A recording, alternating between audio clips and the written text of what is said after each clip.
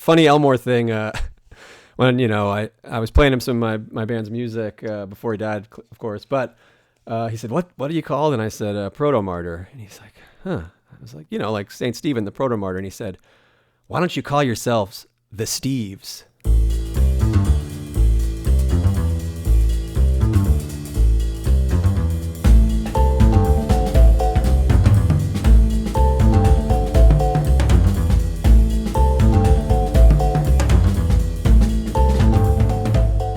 Business? We are back in business, Alex. It is great to hear you. Welcome back, everybody, to the Elmore Leonard podcast. Today we are talking about probably the greatest, funniest book about stigmata ever published, Touch. That's right.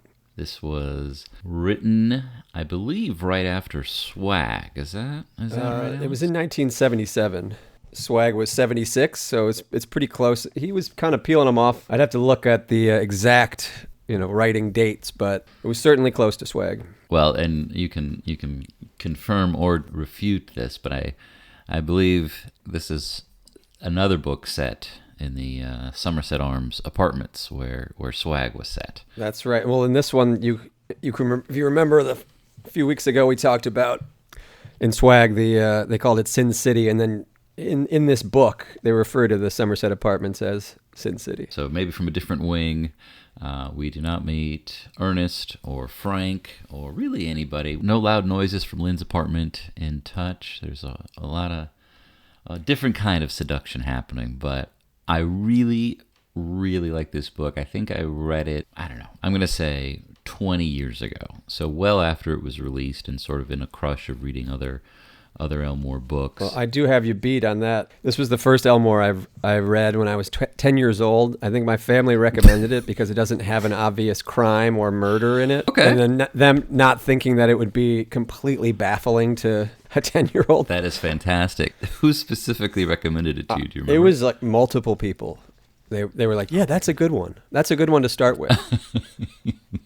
That's fantastic. I knew about, Jesus's wounds, but I did not know the details of the stigmata, which thankfully they define it in the book, but my 10-year-old brain was slow to pick up on it. Well, yeah, you figured it out, and we're here to talk all about it. So we should mention too that it was written in 77, but the publisher didn't publish it until 10 years later, after Elmore had become a big bestseller. So it's a rare Elmore Leonard novel that has a foreword where he describes the situation where he basically says it didn't come out in 77 because the publisher didn't know how to sell it, not because he didn't know how to write it.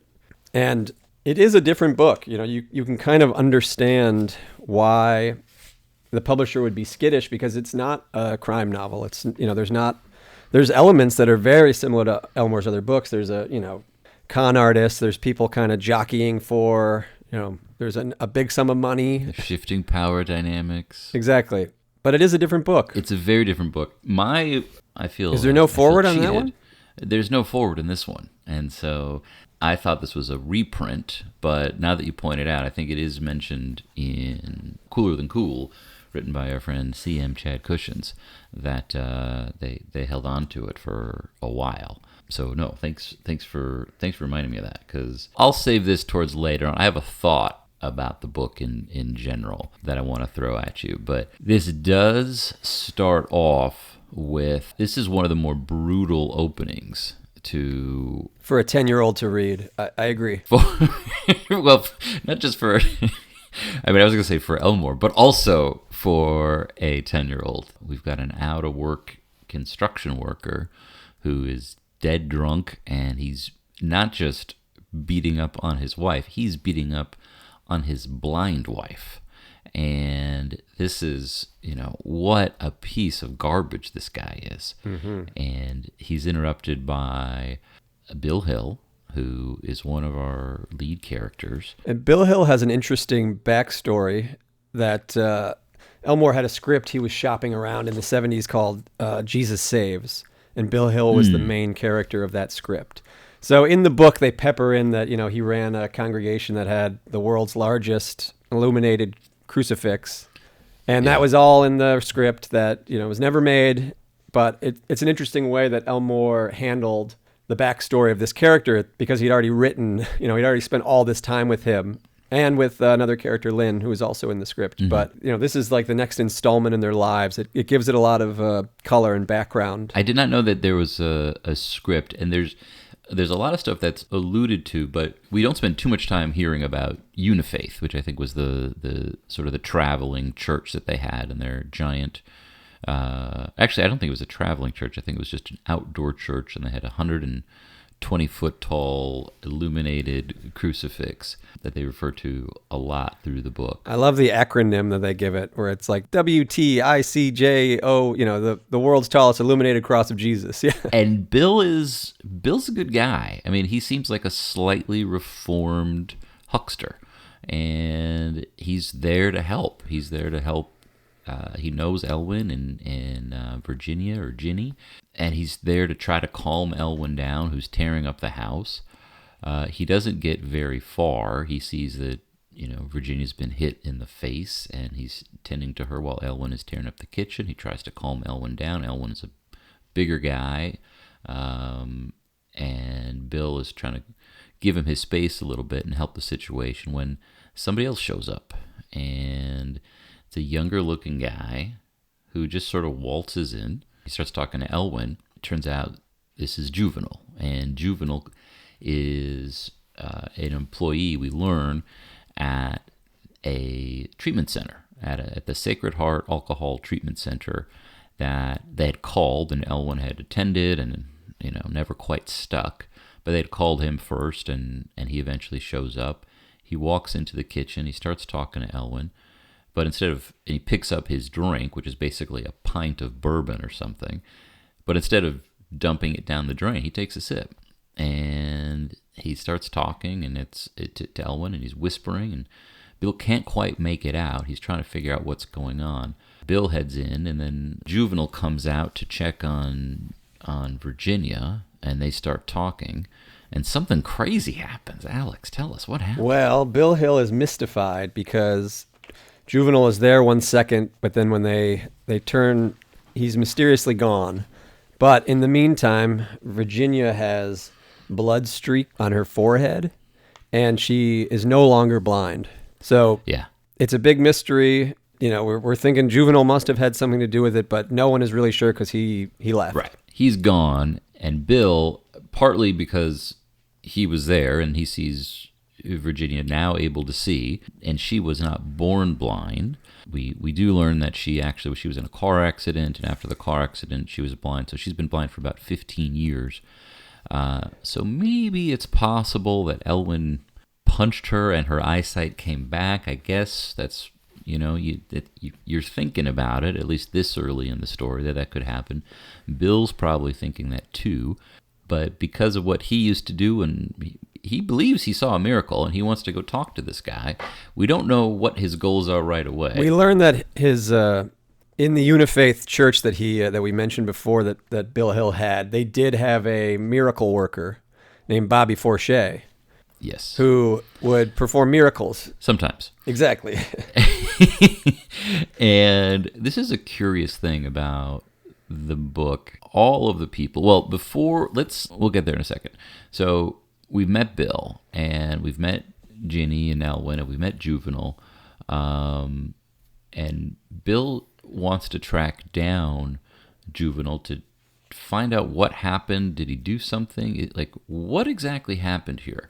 At the very least, he wants to find out what happened. Maybe he's got an ulterior motive. But before they actually connect, we meet Lynn Faulkner, who may have had something to do with Alex becoming a professional musician. Is Lynn why you got into the music business? Well, Lynn we're introduced to in chapter 3. Planting the seeds. This is one of my favorite things in the entire book is Lynn's chapter 3. It is like the most classic Elmore character perspective chapter that gets you up to speed on her attitude, her life story, things that she's doing. It's funny, it's quick, the writing's incredible. But she works PR for a record company. She used to work for Cream magazine, which was it was kind of the rival of Rolling Stone, but it was based in Birmingham, Michigan, based in Detroit. just outside Detroit, but this is where Elmore lived for a long time. And Cream is back. They are printing the magazine again. My band was in it last year. Oh, which was kind of congratulations. Fun. But what I love about the chapter about Lynn doing PR for the record company is how most of it is incredibly accurate, where she's saying that she likes the job, but she could do without all the waiting around. I'm like, that is the most true to being in a band. Rushing to a venue so that you can just sit in a backstage room. So I appreciated that. That felt like some insider knowledge to me. Yeah, you're 10 years old. You're trying to figure out what to do with your life. You read that and you're like, yeah, it doesn't sound so bad. Maybe I'll give this a shot. What we learn a lot about Lynn. She worked with Bill Hill about 10 years before. Since then, she's been married to a bull rider. That did not go well. She took the car. He took the trailer. She got herself to Detroit. She had been the baton twirler at the Unifaith Church, which tells you a little bit about the kind of church that it was. But it said that something that changed her life was she read The Portable Dorothy Parker, which inspired her because it said she learned it was all right to laugh at most serious things, which seems important to this book. It seems kind of like a guiding light to how these characters are acting for the forthcoming miraculous events. That is 100% true. And she's on Bill's mind, and as it turns out, she might be looking for... One other thing, when she's waiting, when we meet her, she's waiting for a band called the Cobras. They won't come out of their green room, but she's with kind of PR and radio people. Well, one of them does. Oh, sorry, yes. There is a record guy or, some kind of proxy for the record guy who she talks to, but she's waiting with, she names Ken Calvert, who was a good friend of my father, Peter's, but he's also a Detroit radio kind of legend, and he was the announcer for the Detroit Pistons for their whole bad boy era from 85 to 2001. He passed last year, but he was a great guy. But what was interesting to me reading this was that the book was written in 77, but then published in 87. So by that time, Ken Calvert had gone from local radio guy to announcer to the Pistons. So by 87, he's known to way more people. But when it's exactly, I was like, oh, that 10 years made a difference for this name in the book. Well, Ken, we're thinking about you. That's pretty good because I know Elmore would sprinkle names of friends of his and also friends of some of his kids into the books, and some of them were complimentary. Some of them, Joe Booger Young in The Hot Kid, not so complimentary, but still, that is very cool. Okay, so we get Lynn's basically start and end to her career in the music business, and she's basically done with it. She's doing well for herself. She's got herself a nice little apartment in Sin City. She's doing well, but she's ready. Bill Hill shows up. Bill Hill shows up with the story. He's having no luck getting into Sacred Heart Treatment Center. So he's been there maybe like 4 times, and he gets shut out just about every time. Interesting things about that Sacred Heart Center. They say it's on Elizabeth Street, overlooking the freeway. So that when I was talking about in Swag, the freeway that demolished the old Black Arts Entertainment District, that's the freeway that they're talking about. Where the original Sport Trees would have been was right there. But more than that, they say it's on Elizabeth Street, the Sacred Heart place. So this whole area was kind of demolished to build Ford Field, which is where the Lions play. So you can no longer go to the site of the Sacred Heart Treatment Center, but you can catch a football game there. Pretty much the same thing. The same thing. The Lions do factor into the story briefly towards the end. So Bill has a plan. He calls first. He's a gentleman, and Lynn is not really in the mood to hang out, but he brings over some Asti Spumante, and they sit, they reminisce, they talk, and Bill tells her what he saw. And at this point, he's convinced that he saw a miracle. And Lynn is, for whatever reason, she is not so skeptical. She wants to learn more about it. But the only way to really learn more about it is because they do such a good job at Sacred Heart. They have a front desk. There's a priest who runs the place. They don't let people in or out. And so the plan is for Lynn to get drunk and get dropped off at the treatment center and get admitted. Eventually she'll sober up, and they assume she'll get to meet Juvenal. That's their plan. But in the meantime, we are introduced to perhaps the antagonist of the book, August Murray. Now, August Murray was based on a real guy named Donald Lobsinger, who was very fun to read about because he was pro-Vietnam War, anti-civil rights. If there was any sort of demonstration, he'd be there counter-demonstrating. His background is very similar to August Murray, where he was convicted of assaulting a priest because he was against the Vatican II Council that, changed the church services from Latin. He assaulted a hippie priest and had to go to jail, and then accused the judge. It's very similar to the book. Accused the judge of not being impartial because he had a divorce, so he was excommunicated from the church. But the funniest things was, so he's, just on like the wrong side of history for everything. And I read a very long interview with him in the 2010s, and the interviewer was like, well, so you picketed when Martin Luther King spoke, just weeks before he died, he spoke in Grosse Pointe. Do you regret that? And he's like, no. Yeah, he just had a history of making it in the paper and just getting arrested all the time. It was great. So he was a local activist when you were growing up? Okay. So you knew, did you know at 10, or is this No, did not know at 10, but he was pretty infamous. It was like 30 years of getting arrested for protesting protesters. So he had a city job, so he, couldn't get fired, I guess. And nice. would just do these demonstrations. Never married. He went to the same college as Elmore. They both went to University of Detroit. But he's like the anti-Elmore. R.I.P. Ken. Don, I don't know if you're still with us, but he's not with us either. So R.I.P. Okay. Well, Don. Hope you figured it out, Don. Hope you figured it out. God bless. He has a plan, and he's, as it turns out, he already knows about Juvenal. He knows about Juvenal because he's buddies with an older priest who had served with Juvenal down in Brazil. And that's Father Nestor. And Father Nestor has a stomach parasite, which I found this is another thing that I found very true to life. I went to the University of Detroit high schools, so did Elmore, and I had a brother there who was on a mission for a decade in South America, and he got a parasite that gave him kidney stones. And by the time he was teaching me history, he'd had 35 kidney stones. So I was like, these guys who are missionaries over there must be dealing with the most, obscure, bizarre illnesses. I was like, it just felt so real reading this, like Father Nestor. That is one of the worst things I've ever heard. This poor guy, I hope he's doing okay, and I hope he has access to heavy duty. Couldn't have been nicer. I think it's one of those things where the people who go through like the most pain end up being the most like chilled out. Seemed like that kind of situation. Well, there's no better way to relieve pain than to teach high school children. So, all right. So Lynn wakes up, and she's at Sacred Heart. She had pretended.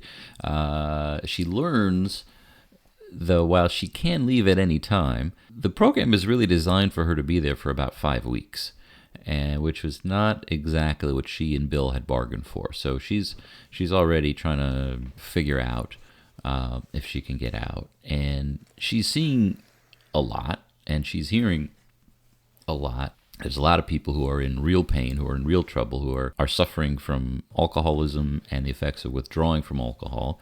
And it's an intense environment. But it doesn't take too long for, she sees Juvenal, and he actually comes over to her and sits down, and they start talking, and he needs to excuse himself to go take care of somebody. But an interesting thing about Juvenal is that he was based on a guy that Elmore knew, named Brother Juvenal. And, I asked my grandmother about it, Elmore's first wife, who's 97. I said, what do you remember about Brother Juvenal? And she said, he was just the nicest man. And my father told me that he was from a rich family in outside Chicago, but gave it all up to be a Franciscan monk. And he and Elmore had, decades long, they'd write to each other. Elmore would donate to the cause. And I think Elmore was taken by him because he was like such a normal, nice guy being a priest. And I think that was Yeah. always important to Elmore, that the characters he wrote about, he had to he had to, even if they were the worst, most terrible bad guy, he had to, think about them eating a sandwich or something like that. Like they had to be a real person. So I think that is, he chose the guy's priest name, Juvenal. That wasn't, it wasn't his birth name, but he's clearly inspired this character. And the name Juvenal, I looked that up as well. It comes from Saint Juvenal of Jerusalem is the earliest one. That's in like the 400 AD. But there's also the Saint Juvenal who was the proto-martyr of America, who died in 1795. Is that who your band is named after then? Well, no, my band Proto-Martyr is... I mean, a proto-martyr is broad. It can mean, the first martyr of all kind of thing, but we usually think it means Saint Stephen. Actually, funny Elmore thing, when, I was playing him some of my band's music before he died, of course, but he said, what are you called? And I said, Proto-Martyr. And he's like, huh. I was like, like Saint Stephen, the proto-martyr. And he said, why don't you call yourselves the Steves? So every time we've had to do a secret show, or there's a thing called a radius clause where if you're playing in LA you can't play in the surrounding area for a certain amount of time. Well, we've sometimes booked a show as the Steves. Oh my God, that is fantastic. Are any, I should know this but I don't, is anyone in your band named Steve? No. Okay, good. Yeah, that would be... I mean, we could have done like a reverse Ramones where like we all take on the first name Steve. Maybe for your next album. Okay. So, Lynn, it is late at night now, and Lynn's had dinner. Lynn's watched several hours of television and is padding around the halls. Oh, they made her watch something called Bourbon in Suburbia, which I looked up as it's from a Christian anthology TV show about a housewife who's casual drinking. She has to admit that she has a drinking problem. That sounds like a good show. It's so specific. I imagine it had to have been real. Right around this time, Elmore went through the AA process. So a lot of these things seem very true to life. The Unknown Man, number 89, gets a lot more into the alcoholic specifics that relate to Elmore, but I'm sure a lot of these things in this book are from his life as well. I know he did AA. Did he ever do like a stay in one of these kinds of facilities? Do you know? Not that I know of, but I mean, I think like many alcoholics, the AA, he tried like multiple times to quit drinking, and it took a while for it to stick. So everything in here feels very real, and there's a lot of coffee, there's a lot of cigarettes, and like candy, and like that's common. Alcoholics replace the alcohol with sugar. I have a friend who's sober who. His name's Paul. Paul, if you're listening, thanks for listening. And he told me it was harder to quit sugar than to quit alcohol, which I found to be always stuck with me. And that's something I'll probably edit out of the podcast. But sorry, Paul. No one cares about Paul. Hey, Paul, take a hike. Okay. Yeah. So Lynn wants to talk to Juvenal. She's trying to figure out a way to speak to him. And she sees him. No, before that, he kind of comes up to her when she's just kind of hanging out in one of the lounges, and they have a conversation. Sure. But they're chatting a little bit. But it's the first mention of, she says she feels like a little kid or something, or like he's a little kid, and that they've known each other. And before even being introduced to him, she knows that that's Juvenal. There's definitely a connection. He mentions that she looks really good, and he's not necessarily hitting on her, but just the idea that like you're not an actual alcoholic, like you. Oh yeah, he calls her out like immediately, basically, where he's just like, "What are you doing here?" Right, and he's cool. Like he's cool with her being there. He's not trying to get her to go. He's got other things to do, but right away, and she tells him, pretty quickly. She tells him, "I'm here looking for you," and they start talking. And one of the things that's interesting is. Juvenal seems to have, we've seen very quickly, there's this healing power. There's the stigmata, but he also is incredibly perceptive. And that makes for some great exchanges. And this one with Lynn is a bit awkward because he's essentially waiting for her to ask him to heal her, but we don't hear any of that We just read that he reaches out and he grabs her boob and he says, nope, there's nothing to worry about. And they have this exchange, and it's very earnest. It's very, it's not creepy. And then he gets a call. There's someone who's dealing with very serious withdrawal, and he has to go help out. And Lynn sees him go and into this guy's room and talk to him and sit down on his bed. And something happens, and the guy's better. He's 1 minute he's screaming, losing his mind, and the next minute he's totally cool. Juvenile walks off, goes back to his room at the other end of the hall, and Lynn sneaks into this guy's room and sees blood near this guy's face. So now we're seeing it as a reader for the second time. She's seeing it firsthand for the first time. She has to know what's going on.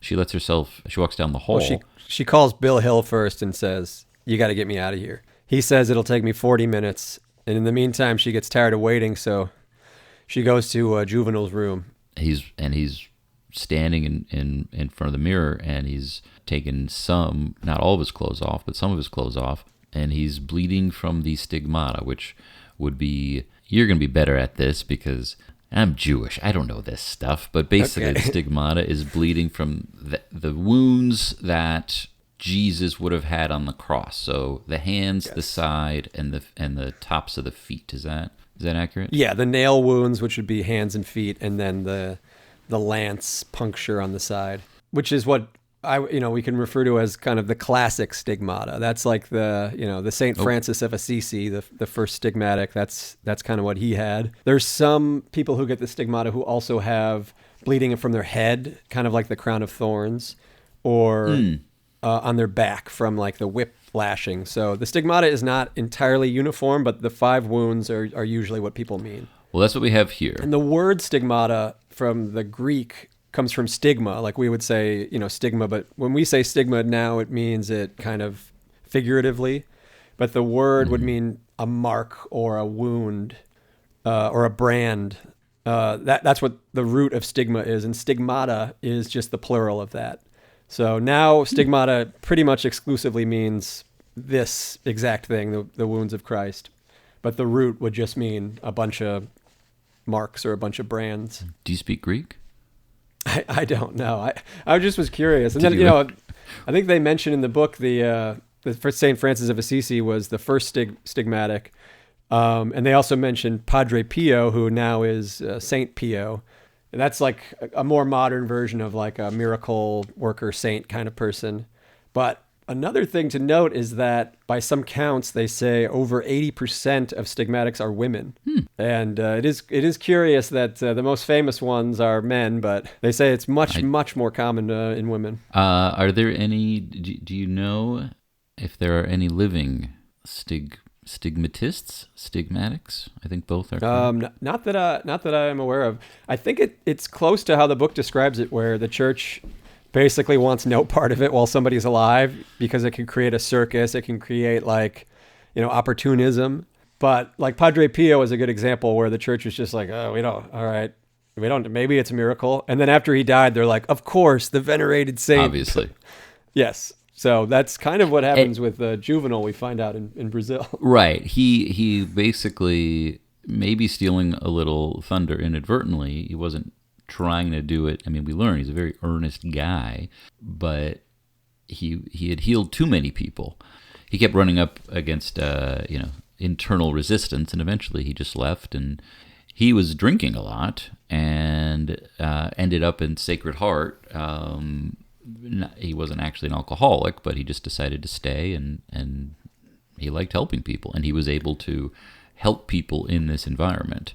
So that's where he's been hiding out. Yeah, the whole story was he was performing miracles in Brazil, kind of, as they would happen. A sick kid would come up to him, and he was sent back home to the Franciscan monastery outside Detroit, and he was saying, "What can I do? I want to basically, or my gift to help." They were like, "Yeah, settle down," and made him like tend to the garden. And he said after 7 months of not doing anything, he was like, "All right, I'm out of here." And that is one of the aspects that ties touch to some other Elmore books, because there are a couple other ones where there is kind of an ex-priest or a lapsed priest or a lapsed nun. Like Pagan Babies has... Pagan Babies? I mean, I don't think he's technically a priest, but he's an acting priest. I don't think he was ever a priest. Yeah. Exactly, that's one of the things in the book. And then in Bandits, there's the nun, who's an ex-nun. Well, I mean, and this is something, I mean, and we could talk about this a little bit later, but the amount of time it seems like that Elmore spent in life in and around the church seemed to have tapered off as he got older. Well, it's right around the AA, weirdly. Like, with most people, it's the reverse, when you have the kind of find God kind of step. But I think Elmore, who'd gone, he taught catechism, he took communion every day. Weirdly, when he got into AA, that was the end of his, daily church goings. It's interesting. I mean, there's a lot of, one of the things that I really liked about the book, and it's kind of interesting about the book, is there's very little. So far we've met August, who is very much he sees himself as an old school Catholic. So maybe it's not surprising that he believes in everything that he sees in terms of juvenile, healing people. But so do Bill and Lynn. The priest at the Sacred Heart Center seems to know about it, and everyone seems to just accept these miracles. I think it's undeniable to them. They bring up, who knows? Maybe it's a fluke. Maybe it's a coincidence for these people being healed. But that is a remarkable thing about the book, is people accepting these things at face value. I mean, specifically Juvenal, he doesn't have a crisis of faith. He doesn't have self-doubt in the book version. They introduce a little bit of it in the film adaptation, but in the book, it's almost like shockingly not cynical. In a weird way, I would actually, Juvenal, I mean, he certainly does act, and he certainly does make decisions, but we see very little of him. We meet him in the first chapter, and then we don't really see him for about 50 pages, which is, a good chunk of this book. This is not a long book. To a certain extent, he is the MacGuffin. His power, his healing. August, who has tracked him down and convinces him. We don't really know why Juvenal would agree to be a part of what August is doing, but August is opening a new church, and he has the priest from Brazil to help open it up. They're having a soft opening at the church. August is, not only does he make a point of having Juvenal there, he makes a point of having a reporter there. He is convinced, because he's stacking the crowd with sick kids, crippled kids in some cases, kids with cancer. And so he really has a plan. Of everybody, he is the truest believer, but he's also the most cynical. He has very, very specific goals in mind.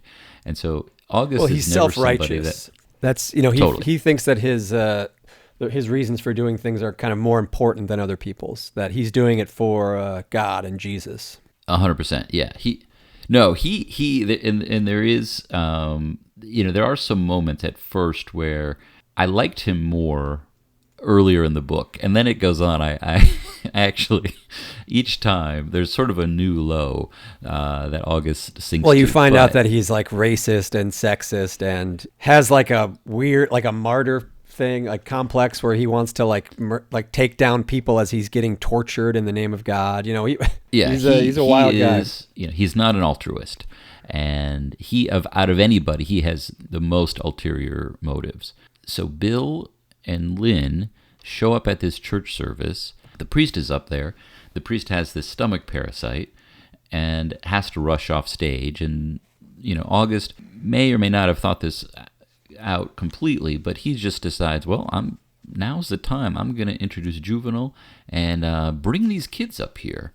And what are we going to see? We have no idea. Kids are walking up. There's a funny bit with someone who's being pushed in a wheelchair, who's pushing someone else out of the way. But these are kids who are all suffering. But there's one kid in particular, young Richard, not Richie Baker. Little Richie Baker. Who essentially runs up and cuts the line and sort of jumps into Juvenal's arms. He's bald. He's been undergoing chemotherapy for a particularly nasty form of leukemia. We don't really know what's happening. Yeah, we see the scene from multiple perspectives because of the newspaper article that Juvenal once again performs a miracle, this time in front of a bunch of people. He's kind of frozen there next to the kid, and Lynn decides to go rescue him. She goes and rescues him and brings him back to Sin City. Everyone is, It's funny that you mentioned that, though, because that's kind of Lynn takes Juvenal to Sin City is kind of what August believes, that Lynn is corrupting this miracle worker, this modern saint. Because this earthly woman is ruining him. But August so there's a lot of things happening now, because there's the newspaper article, which August wanted to happen, but because of, I believe Kathy Worthington is the reporter's name, she doesn't cite everything that August was hoping for, but she still, kind of spills the beans a little bit. It's not what August wanted in terms of the coverage. It does get people's attention, and it also gets Bill's wheels really turning about, well, what's something that he can do? So one of the things that we didn't mention, but at the very, very first chapter, there's a television show, sort of a faux Morton Downey Jr. TV show called... But you keep in mind that this was written in 1977, though, so... I was trying to track down, what could the equivalent have been, because Morton Downey Jr. is, 87 to 89 or something? So in 1977, that's one of the things that really changed about me reading the book this time, is I was like, oh, wait a minute. I always thought it was that kind of, pre-Jerry Springer kind of talk show, but that didn't exist. So the closest I can see would be something like a Donahue or something, but like a slightly more extreme. And just a mean version of Donahue. In the book, Frank Sinatra Jr. is insulted and walks off, and the TV show is called Heartline. And as it happens, it's filmed very close, and so Bill's thinking, well, maybe I can get Juvenal, forget newspapers, maybe I can get Juvenal on TV. And so Bill's plan starts to get articulated a little bit more clearly.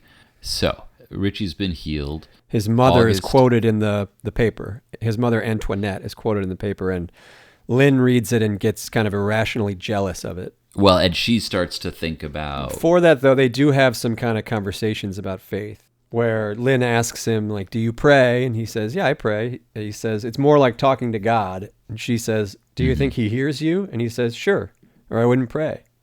And then she says, well, how do you know he does? And this is a very important line. He says, I don't know it, I believe it, which is central to his kind of philosophy.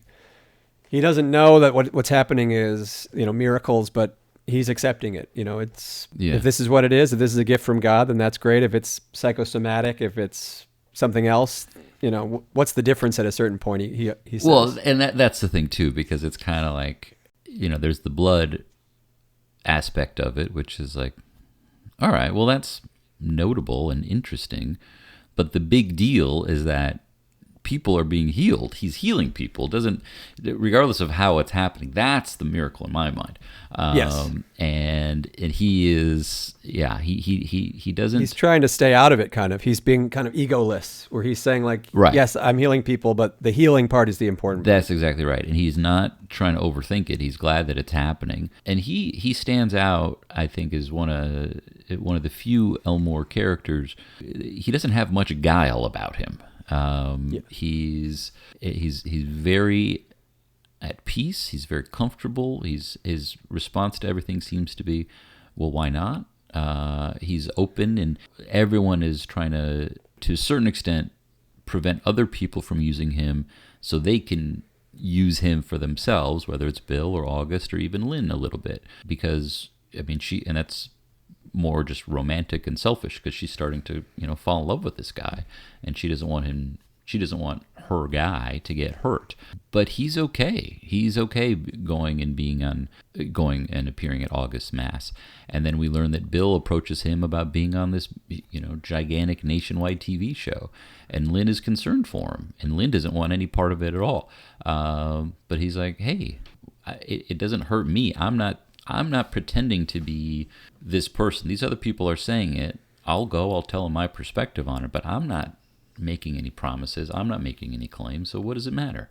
If I heal someone, great. If I don't heal someone, well, it's not meant to be. And that seems to protect him throughout the story. And it's actually there's a couple pivots that happen before we get to Juvenal appearing on the show. One of them, which is odd, is Elvis dying, which we have to remind ourselves was a seismic event. Yeah, for sure. But the other one is that August decides to take measures into his own hands once he finds out that Juvenal and Lynn are in love. A couple big things happen. One, Bill actually tries to go talk to August about it. They have completely different mindsets how Juvenal should be treated, which only reinforces August's self-righteousness. Bill is a little in no man's land here.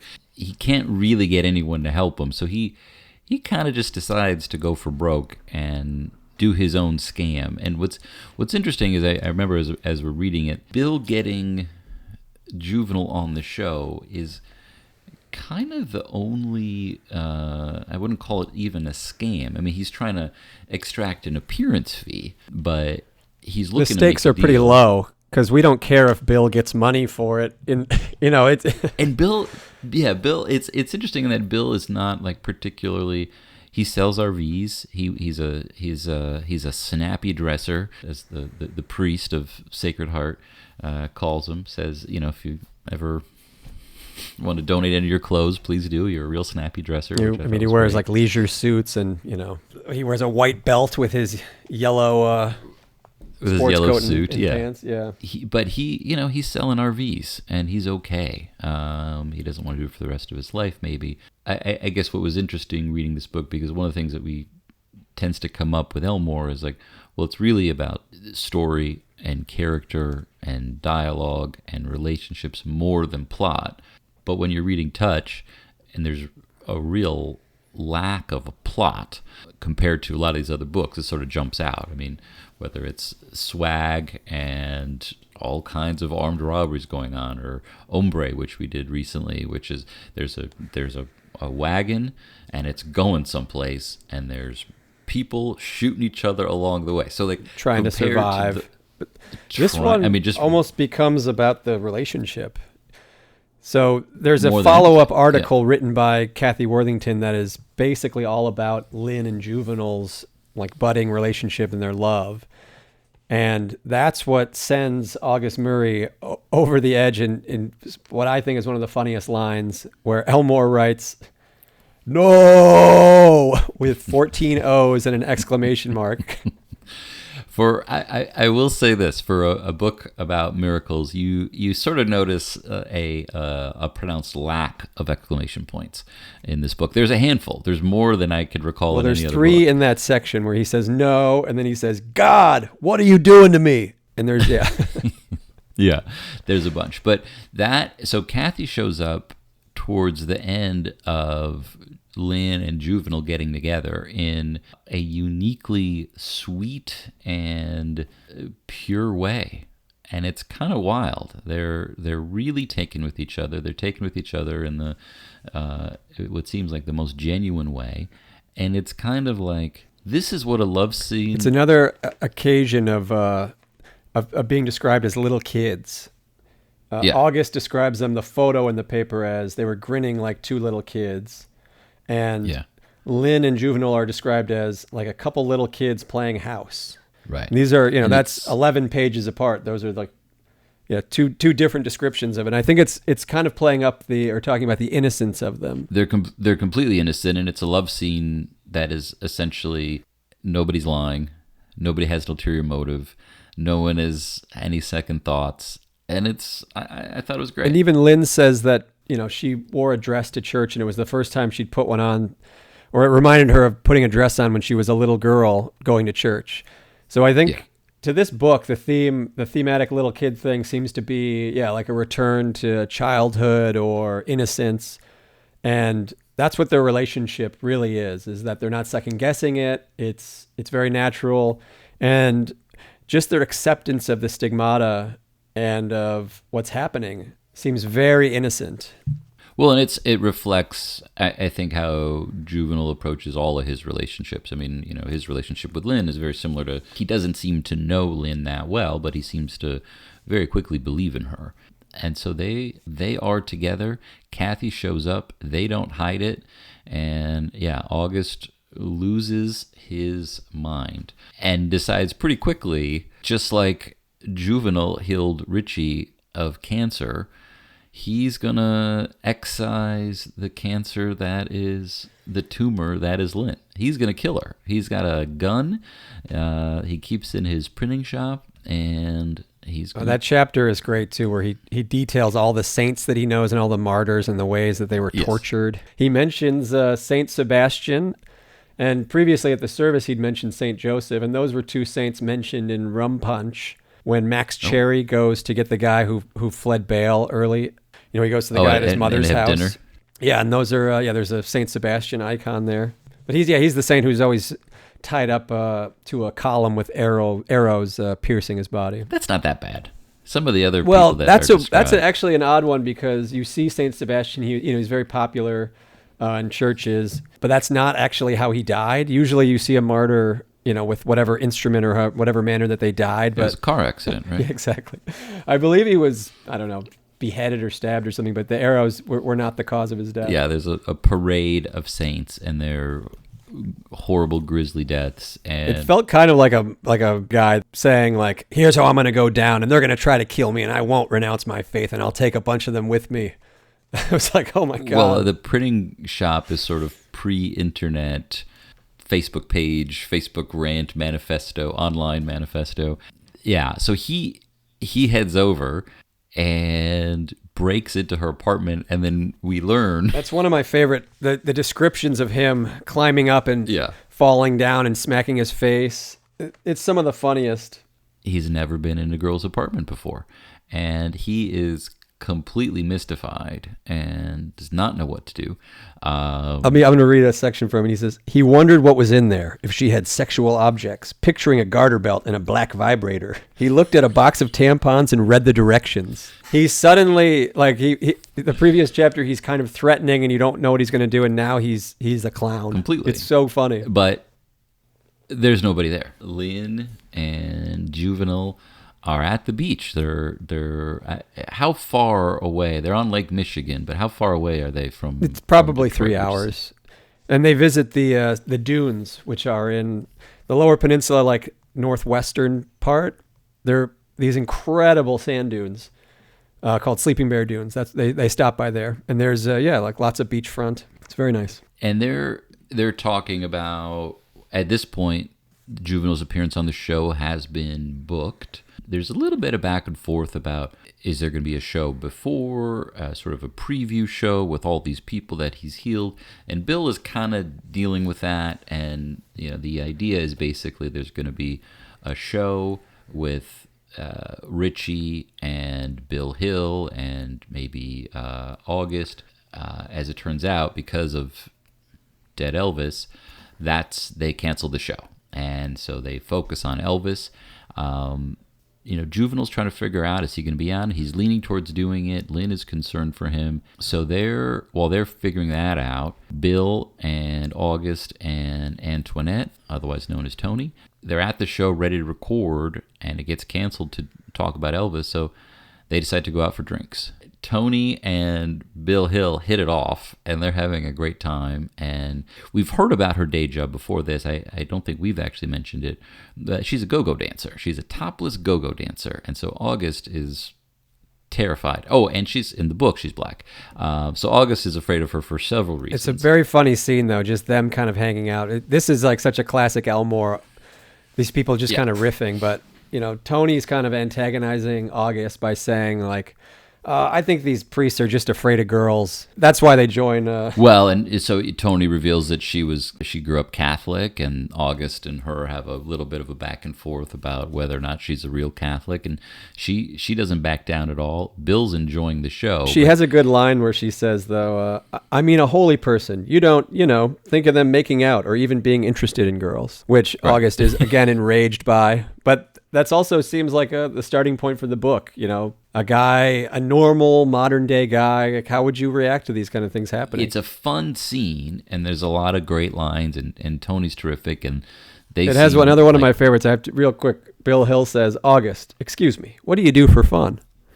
And August says, "I work. What do you think I do?" Which is, it's perfect. So it's a fun scene. It's a great moment. But which we've just seen him break into a woman's apartment looking for her sexual objects and reading a tampon box, and that's what he says, "I work." But it only enrages August more and adds fuel to his fire. I mean, he's really, and he tells them, he's like, I got something to do, and you're going to read about it later, and you're going to say that you remember. He has it in his mind. He is definitely going to go kill Lynn. And he goes back. So it says he keeps returning, but she's not there. One of the next times right for like a week. She's gone for several days. It says he was sure there were sexual objects in the apartment somewhere, thinking maybe some of the sexual objects had to be stored in a cold place. So he opens the refrigerator. Oh, just some of the funniest stuff. Great. And he goes back one last time, expecting her to not be there, but he walks in on Lynn and Juvenile, and they're making breakfast, or they're making sandwiches. August pretty much says, "Look, Juvenile, I'm going to do this, and you're going to thank me later for it." And he's got a plan in his mind. He's going to kill Lynn, take Juvenile to some secret place, and wear him down, convince him this is a good thing. But Juvenile stands up to him and won't let him hurt Lynn. He tries to shoot Lynn sort of around without hitting Juvenile, because he doesn't want to shoot Juvenile. The guy bleeds enough as it is. They tussle, and August goes over the balcony. They're only a few floors up, but he goes over, and Juvenile thinks he's killed him. But then the very next chapter, we have the Howard Hart show. So Juvenile thinks he's dead, and we're at the show. Howard Hart is interviewing Juvenile, and we get sort of a series of very short sequences with Howard, because he's consistently having to go to commercial breaks, which was a lot of fun, because all the products are exactly what you would expect of this kind of basic cable talk show. But we learn a couple things. The first is that August is not only alive, but he's there on set in a full body cast in a hospital bed. And we also learn that, and Lynn did not know this, that Howard tells everyone what the appearance fee was. It's $1,040,000. I'm not sure how they got there exactly. I love the 40 though. The 40 it was going to be $1 million, but Bill Hill had to wait for 40 minutes in the lobby, so he said, "I'm adding an extra 1,000 for every minute." That's right. But the focus soon turns to Lynn, and that she's kind of a harlot or a seducer for this innocent man. And how could she do this? How could she's turned him? And she did not know about it. She storms up. She goes on set. She joins the conversation, and we've learned that Howard Hart, he likes making fun of people. He likes belittling them.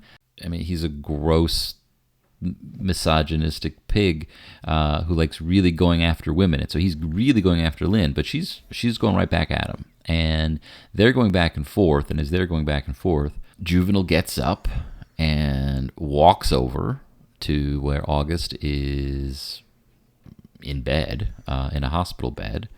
And he starts talking to him. Almost the full body cast, though. So his face is peeking out a little bit from this gigantic cast. And despite how much of a dick August is, and how much trouble he's caused, and that he tried to kill Lynn, and that he broke into Lynn's apartment and he defaced her Merle Haggard poster painting.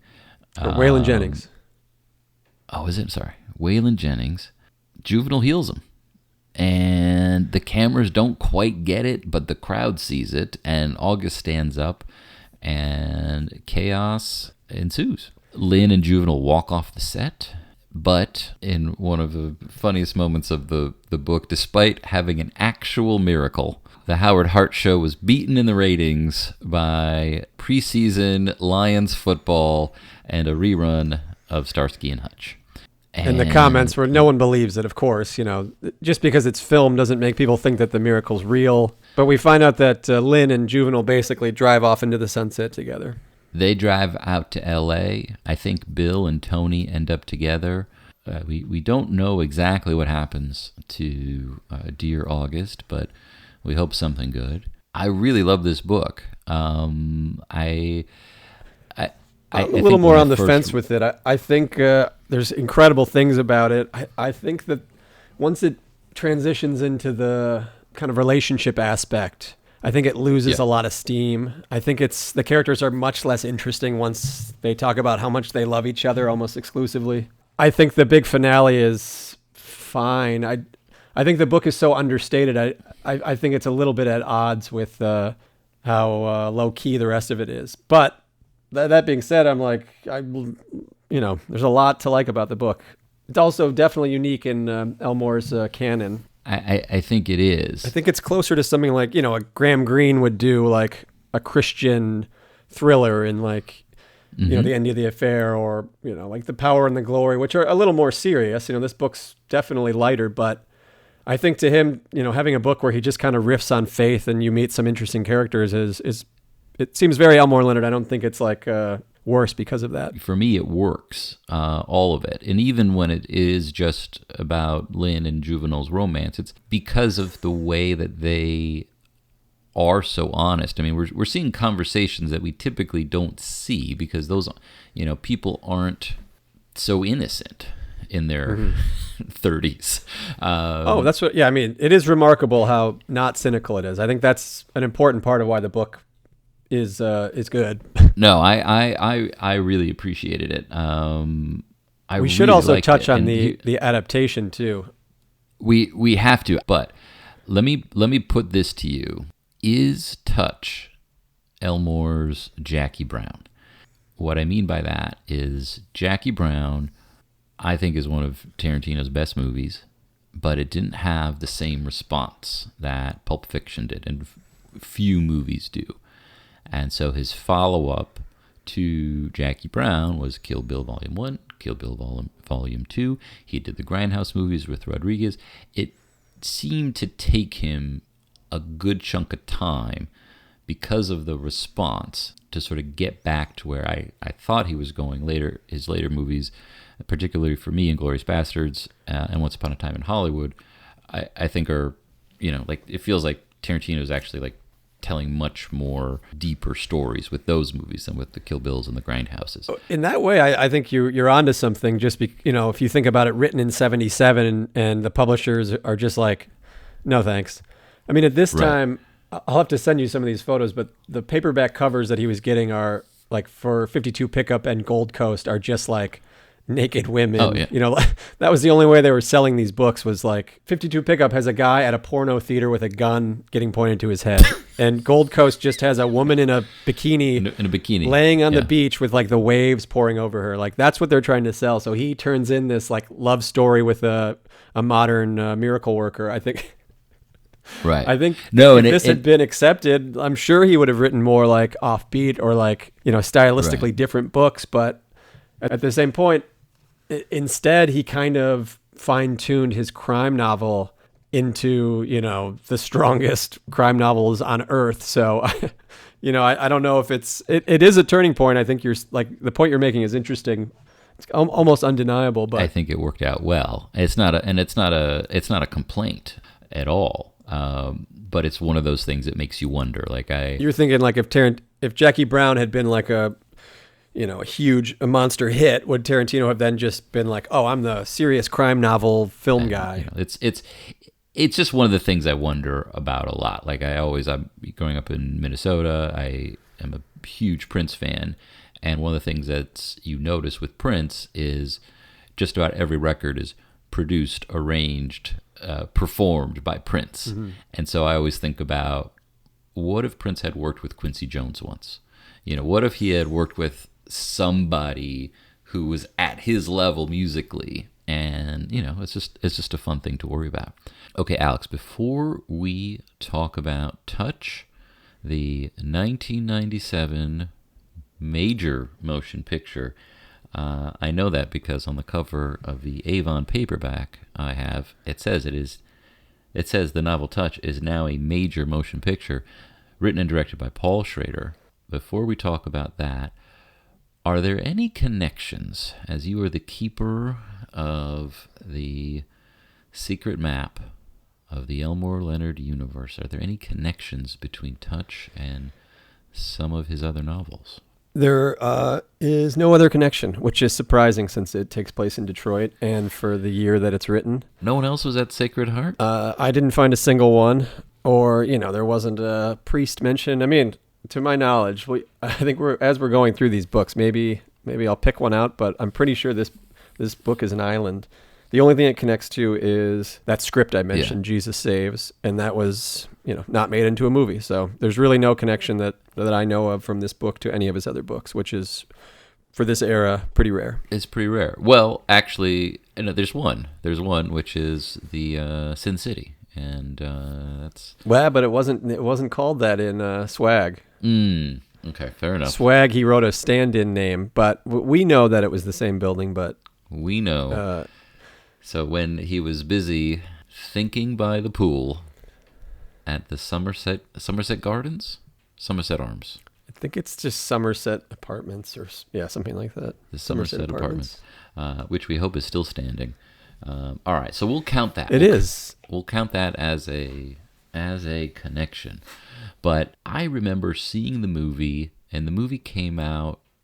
I didn't see it before Out of Sight, but it didn't came get a out, huge release, from what I remember. No, it didn't. Like, same year as Jackie Brown, but, Jackie Brown was at every movie theater. And Touch, I had read the book at this point, as I mentioned.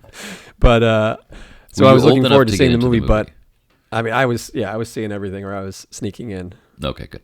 But yeah, sort of in that, after Get Shorty, around Jackie Brown, about the same time, maybe before Out of Sight. I'm not sure if I have that right, but just kind of right in there. Yes. And it didn't quite connect, and maybe for good reason.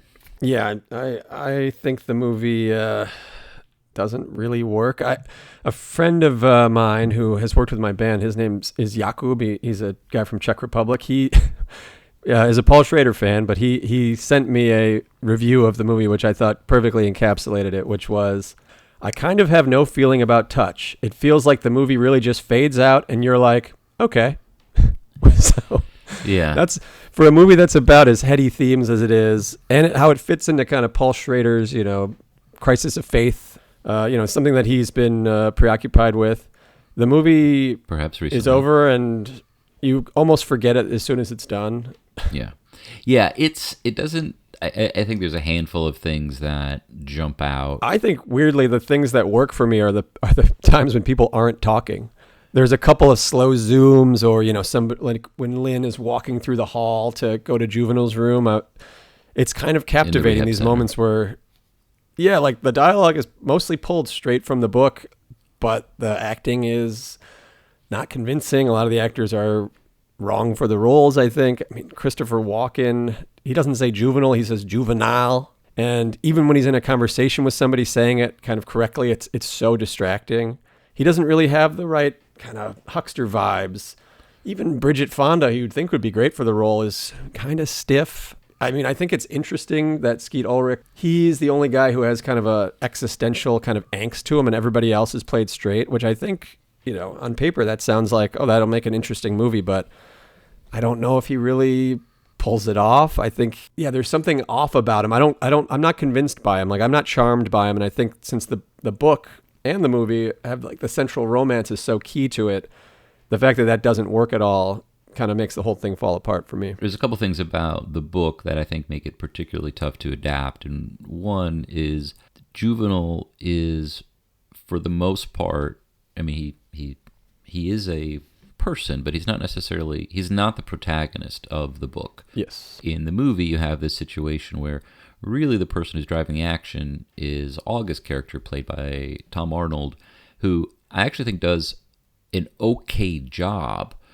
but he's I thought the second half he kind of grew into it. Yeah. His line delivery was a lot better. It was less kind of hokey. I mean, it mirrors how the book, he gets a little more serious, and I thought actually he was pretty good once he starts getting mad. No, I totally agree. And I think that, I mean, he's had some, I think Tom Arnold is somebody who has done some really good work in movies, and I don't think he's someone who's, respected as an actor, but at the same time, in the right situation, I think he can be really good. But I think for the most part, this movie really was relying on him for too much of it. There is a funny Tom Arnold connection. He was on an episode of Donahue in 1991. Tell me more. It's on YouTube. It is completely worth watching. It's that the drummer from Kiss, Peter Criss. There was like a National Enquirer article that Peter Criss was homeless and living, a destitute existence, and Tom Arnold took it upon himself to rescue Peter Criss and pay for him to fly to a caretaker's house or something and put all this money in. And it turns out that it's just an imposter. And so you have Peter Criss, the imposter, and Tom Arnold confronting each other on Donahue, which, I also mentioned is a lot like the Howard Hart show. So that wasn't until 1991, but it is unbelievable. So maybe we'll link to that in the show notes. I think we should. God bless Tom Arnold. But no, I mean, I think it's a movie. I don't think the budget was there. I don't think the time was there. I do think that Christopher Walken and Bridget Fonda are fantastic actors, but my feeling is that they just didn't have enough time, and everything was a bit rushed. A couple of telltale signs for me of budget being an issue was there's a few scenes, particularly the opening scene, which in the book happens at night. In the movie, it takes place during the day. And so usually that's a mark that's like, okay, it costs more to shoot at night because you got to pay for lights and generators and gasoline and sometimes overtime. And it's usually one of the first things to get cut when you're really trimming the fat of a budget. But sometimes it's super important. And so that scene, and I believe also the scene where Lynn sees Juvenile in his room. I think that's actually also in the book. It's at night and it's at dinner and it's late and people are sleeping, and it's just a completely different vibe than doing it during the day. Little things like that, and that's tough. It's a tough thing to work around. There's a lot of movies that are able to figure that out. I don't think this one was able to, but there's also some additions. Well, yeah, they give Juvenile a crisis of faith. In the book, he's steady the entire time, but yeah, exactly. That's one where I think, in the movie world, you have to have some sort of doubt or low point. I mean, that's kind of conventional wisdom for movies. So they give him that moment. Right. That's not in the book. Well, and I think that the blackmail thing too is the blackmail ridiculous. thing It makes no sense too. Like that August goes to the apartment late in the movie. He sets up a camera and somehow takes a photo of Lynn and Bill before the church scene, even though he set up the camera afterwards. And just because they're standing close to each other, Juvenile thinks that they're kissing. It's the most baffling. And then they get over it immediately. It's like such an odd addition. Yeah. There's a couple things that are added in there. That's one of them. Juvenile in the film actually, he goes to a shopping mall and he tries to heal somebody who seems to be suffering from something, and he doesn't seem to work. He goes into the bathroom and he slices his hands open, which doesn't line up with the character who we've gotten to know up to that point. Another small thing that it lines up with Paul Schrader movies, though, kind of some self-mutilation, self-flagellation. That would be accurate. One small thing that actually it was one of the things that bugged me the most about it, and I don't know why they couldn't figure out a way to do this. And it's tiny, but so much of August's character is about him, sort of rejecting the Vatican II Council and, keeping Catholicism traditional as it's always been, rejecting the non-Latin Mass. And so we have our Mass here, and it's in English. And it didn't need to be a full ceremony. It literally could have been 2 lines of Latin Mass, and they did it in English. And so it's a small thing, but it just, after reading the book, and I don't know if that was an intentional thing of like, okay, maybe this guy August is really not who he says he is, or they just didn't want to do it. I don't know. I'm going to guess it's the second. But it jumped out as me as something that wasn't particularly consistent. And another thing. We should mention the score, though. The score by Dave Grohl, it's unique in that I believe it's the only movie that Dave Grohl scored. This was between the first and second Foo Fighter records. Yeah. I mean, maybe if the movie was a hit, or he could have had a second career as a film composer. But he took it seriously. I mean, he made a bunch of original songs. There's a song with the singer from Veruca Salt, and a song with John Doe from X, who is also in the film. He plays Elwyn. Yeah, I think it's sort of a funny situation because I like a lot of the music. I just didn't like all of the times and all of the parts of the movie where the music was used. That's the weird thing. I think the rock music stuff stands out and is kind of annoying, but there's a couple of moments of a score where there's like, Lynn walking by her pool, and it's kind of like one of the slower dramatic scenes, and it has moody score music, and it's pretty effective and kind of cool. Yeah. It's another one of those moments where people aren't talking and the movie kind of works. Right. So yeah, I mean it's if that's what's going on in an Elmore Leonard adaptation, then I think it's probably not a good movie. We'll call it a noble effort. I tend to be because of my own history, which we will definitely get to. I tend to be sympathetic when it comes to adaptations that don't quite work. So we'll call it a noble effort. If you're in the mood for some late 90s Christopher Walken and Skeet Ulrich, then definitely check it out. I mean, Grohl, it's interesting because he's directed movies and documentaries, and so he's stayed active in the film world, but yeah, just not doing scores. Have you guys ever done a score or wanted to work on a score, or what is that like? Oh, I mean, that's the dream. Is it? That is the dream. Yeah. That's the dream? I mean, well, my band loves movies. Yeah, I mean, it would be so much fun. No, we haven't yet. We've scored some smaller stuff. Our music has been used in a bunch of TV shows and I think one film trailer. Oh, nice. But no films yet. I mean, that's one of the bigger ones was 13 Reasons Why, that Netflix teen show. There's a big scene where these kids are having a competition for who can chug a 40 ounce the fastest. And our song kicks in and is, this isn't like a background. This is this song is like a full presence in that scene. Wow. We have a song on this show called The OA, which was a Netflix show. Sure, yeah. I didn't know that. That's awesome. Yeah, we actually filmed a scene for that show for the second season. In LA, there was I think it was supposed to be a Russian nightclub or something, but the whole end of that season got retooled, so our big scene got cut. Oh, man. Still, though, that is very cool. Oh, it was fun. Yeah, it was really cool. I mean, yeah, I think that's, my band loves movies. Our days off on tour, we try to see movies. And that would be, I think that's the idea is on tour, the movie that we've scored or that we have a big song, and we would all go to the movie theater and be like, it's us. It's us. Well, I'm sure that will happen before too long. Alex, I think we have touched on everything. Wow. Mm-hmm. The name of the book is Touch, not Touched. Oh, okay. Then let me rephrase that. Alex, I believe that we have touch on everything. Thank you. You're much better. You're welcome. Grammar is not required. No, this was fun.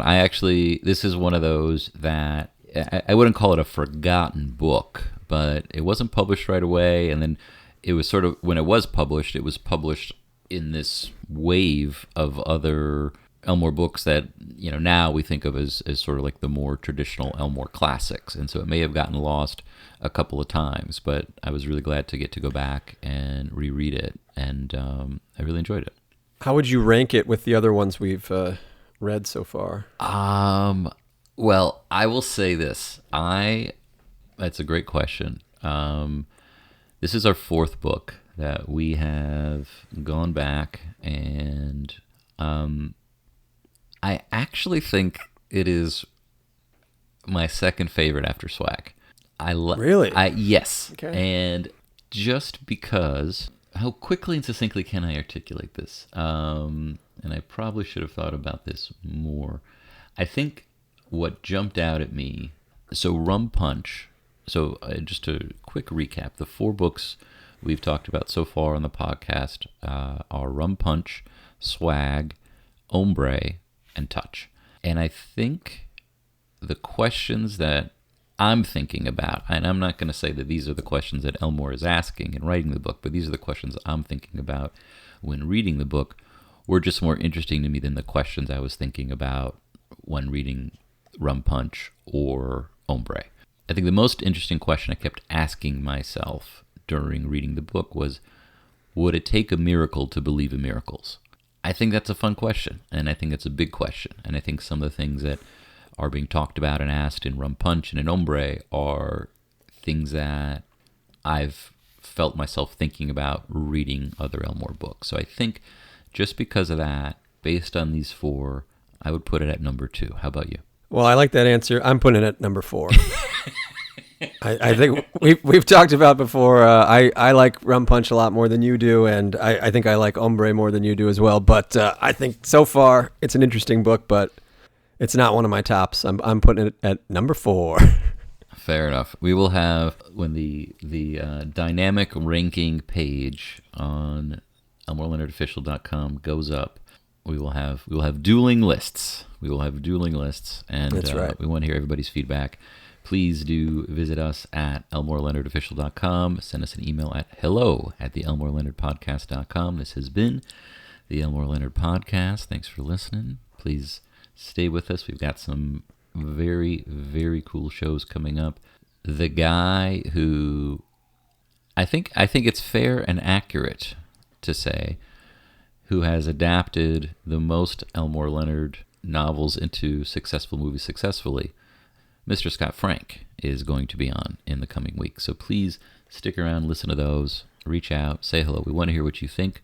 We want to hear whether Alex or Judd is correct in their ranking, or if we're both wrong.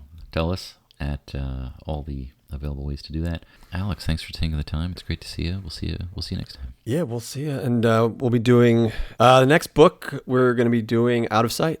So we're hopping through the decades, but we're picking a good one. It will be a good one. And we'll also touch on the film. We will definitely touch on the film. We'll see if our rankings are adjusted at all, or if Alex slates Out of Sight as number 5. But we'll see. Well, yeah, we'll find out.